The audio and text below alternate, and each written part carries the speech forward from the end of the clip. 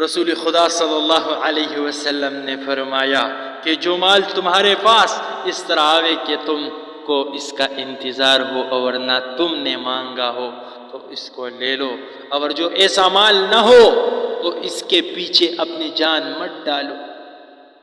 حضرت عمر رضی اللہ تعالیٰ عنہ کو رسول اللہ صلی اللہ علیہ وسلم نے کچھ مال تحفہ میں دیا۔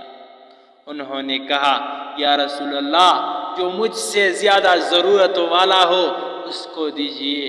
اس وقت حضور صلی اللہ علیہ وسلم نے یہ فرمایا کہ اس کو لے لو اور اپنے کام میں لاؤ یا جہاں چاہو خرچ کرو۔ اس حدیث کا خلاصہ یہ ہے، مال ہو یا کوئی اور چیز ہو، بے انتظار اور بے مانگے ملے تو اس کا لینا درست ہے، اور انتظار کیا یا مانگا کہ پھر وہ چیز ملے تو اس کا لینا درست نہیں ہے۔ جیسا زبان سے سوال کرنا درست نہیں، ویسا ہی دل میں انتظار کرنا درست نہیں۔ اللہ کے پیارے بزرگ بندوں نے اس حدیث شریف پر عمل کیا ہے، لوٹ مار نہیں کی، نہ خدا کے سوا وہ کسی سے یہ امید رکھتے ہیں کہ ہمارے کوئی خدمت کرے۔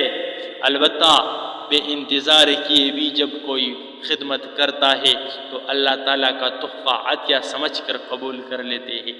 ایسے خدمت کرنا بھی سنت اور اس کا قبول کرنا بھی سنت ہے، دونوں کو نفع ہوتا ہے۔